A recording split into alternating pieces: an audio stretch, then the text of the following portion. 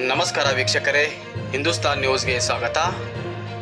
ಬೆಳಗಾವಿ ಜಿಲ್ಲೆಯ ರಾಯಬಾಗ್ ತಾಲೂಕಿನ ಕಂಚಕರವಾಡಿ ಸರ್ಕಾರಿ ಕನ್ನಡ ಕಿರಿಯ ಪ್ರಾಥಮಿಕ ಶಾಲೆ ಸುಲ್ತಾನ್ ಪೂಜಾರಿ ತೋಟದಲ್ಲಿ ವರ್ಷಗಳಿಂದ ಕುಡಿಯುವ ನೀರು ಮತ್ತು ಶೌಚಾಲಯದ ತೀವ್ರ ಸಮಸ್ಯೆ ಇತ್ತು.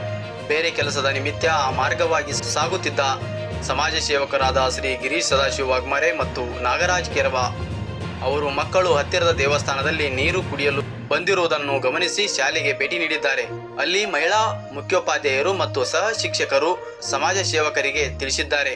ಇದಕ್ಕೂ ಮೊದಲು ಹಲವು ಪತ್ರಕರ್ತರು, ಬೇರೆ ಬೇರೆ ಸಮಾಜ ಸೇವಕರು ಬಂದು ಹೋಗಿದ್ದಾರೆ. ಆದರೆ ಯಾವುದೇ ಪ್ರಯೋಜನ ಆಗಿಲ್ಲ. ತಮ್ಮಿಂದ ಏನಾದರೂ ಆದರೆ ಸಹಾಯ ಮಾಡಿ ಎಂದು ಮನವಿ ಮಾಡಿಕೊಂಡಿದ್ದಾರೆ. ಮಹಿಳಾ ಶಿಕ್ಷಕಿಯರು ಶೌಚಾಲಯ ಇಲ್ಲದೆ ಅನುಭವಿಸುತ್ತಿರುವ ಕಷ್ಟವನ್ನು ತೋಡಿಕೊಂಡಿದ್ದಾರೆ.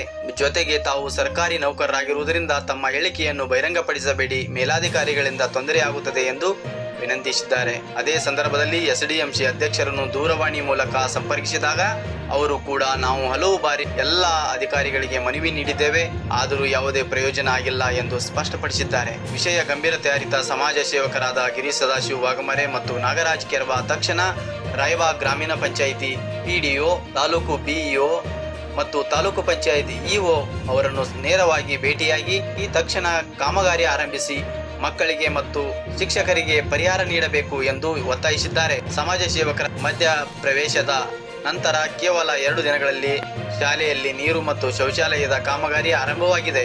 ಮುಂದಿನ ಸುದ್ದಿಯೊಂದಿಗೆ ಮತ್ತೆ ಭೇಟಿಯಾಗೋಣ ವೀಕ್ಷಕರೇ. ಅಲ್ಲಿವರೆಗೆ ನೋಡ್ತಾ ಇರಿ ಹಿಂದೂಸ್ತಾನ್ ನ್ಯೂಸ್ ಕರ್ನಾಟಕ. ನಮಸ್ಕಾರ.